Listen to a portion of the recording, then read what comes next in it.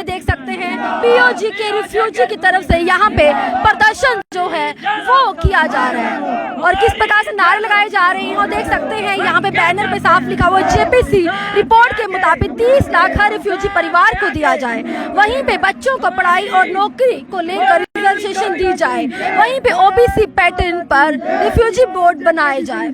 तो चलिए देख सकते हैं यहाँ पे किस प्रकार से नारे दिए जा रहे हैं। चलिए अब इनसे बातचीत करके हम क्या चाहते हैं, इंसाफ के आगे झुकना पड़ेगा। अब यहाँ पे नारे दिए जा रहे हैं, चलिए इनसे बातचीत करके जानते हैं।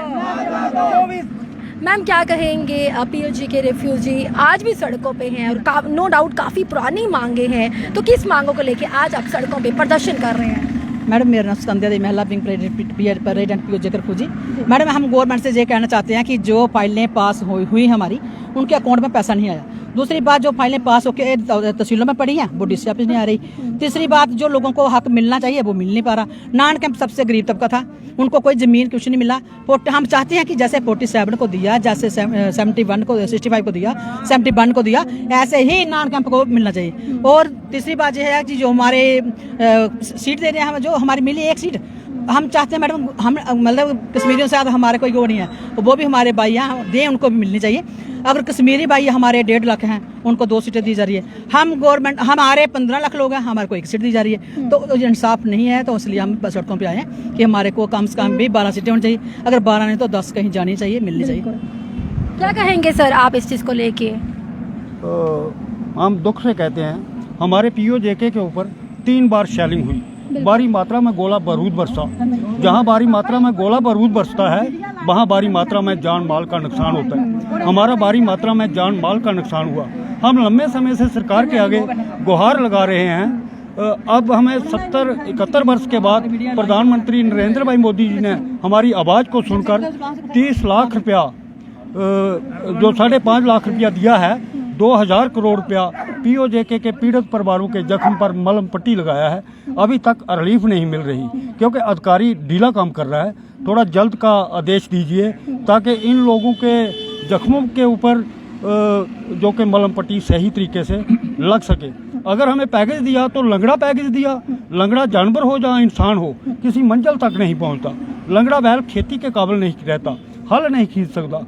लंगड़ा घोड़ा टांगा और रेड़ा नहीं खींच सकता। लंगड़े आदमी को फौज में भर्ती नहीं करता। तो इसलिए इस पैकेज को सलामत करें ताकि जो हमारा 30 लाख रुपया है इसको दीजिए। हमारा पीओजेके के डीपीएस लोगों का जो मलकाना हक है वो दीजिए। इसके बाद हमारी 12-24 सीटें हैं जो असेंबली की, उसमें से जो 1 सीट दी है उससे हम ना तो खुश हैं ना निराश हैं। तो इसको बढ़ाया जाए ताकि हमें कम से कम 12 सीटें जो हमें दी जाए। तो इसके बाद जो हमारे लोग अभी तक भी डीपीएस मान नहीं रही सरकार, जो कैंपों में रहे हैं उनके पास डीपीएस रिकॉर्ड है वहाँ का, डिस्ट्रिक्ट मीरपुर पुंछ मुशर्रफाबाद का। तो उन लोगों का रिकॉर्ड देखिए, जिन लोगों को LB7 के तहत पर ज़मीनें अलॉट हुई है, तो उन लोगों को आज सरकार डीपीएस नहीं मान रही। तो उनको डीपीएस मानिए, उनका रिकॉर्ड देखिए, उन पूछिए आगे पीछे जो उनके मुद्दादार लोग हैं, सरपंच पंच हैं, वो लंबरदार लोग हैं, उनसे पूछिए, उनके कागज़ देखिए। उसके बाद जिन लोगों के पास हमारी ज़मीन नहीं है, नॉन कैंप के लोग, उन लोगों को ज़मीन दीजिए। आज सरकार जो ज़मीन निकाल रही है तो इस ज़मीन के साथ लोगों का ही भला होगा, क्योंकि हमारी स्टेट की ज़मीन है, हमारे स्टेट के लोगों को ही मिलनी चाहिए।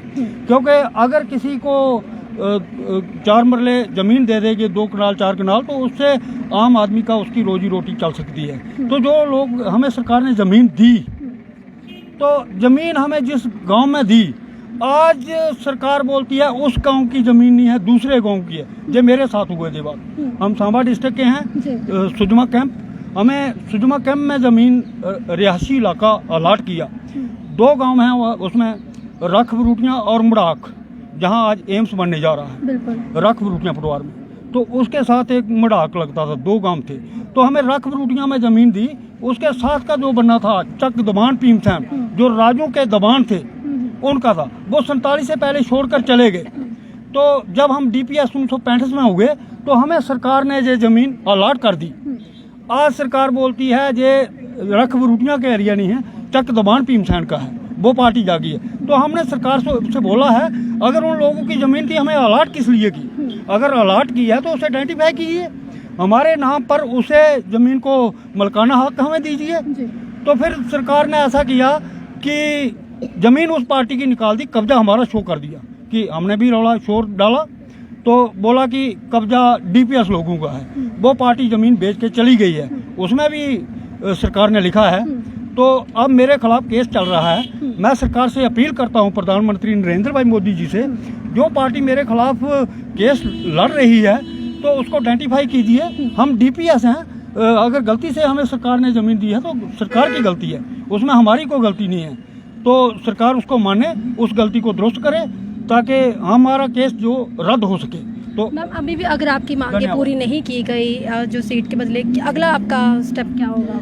मैडम फिर रोड पे आएंगे, जैसे पहले आ रहे ऐसे आएंगे और आगे नहीं जाने देंगे, आगे देख सुन के भेजेंगे ऐसे नहीं जाएंगे, क्योंकि पहले भी हमने चुन के भेजा इनको, तो फिर से हमने जीत कि हमारी कामयाबी नहीं मिली तो कहाँ जीत पाएंगे सर। चलिए बहुत बहुत शुक्रिया। तो साफ तौर पर आपने देखा कि पीओजी के रेफ्यूजी जो है आज सड़कों पे हैं, धरना प्रदर्शन कर रहे हैं। साफ तौर पर उनका कहना है कि जो हमारे 15 लाख में से एक सीट निकाली गई, हम मांग करते हैं कि 10 सीटें जो है कम से कम निकाली जाए। अब देखना ये है कि क्या इनकी मांग जो है पूरी की जाएगी या इनको सड़कों पे आके फिर से प्रदर्शन करना होगा। तब तक के लिए देखते रहिएगा daily the latest news. Cameraman Gagandeep के साथ सोनिया डोगरा को दी आज्ञा। नमस्कार।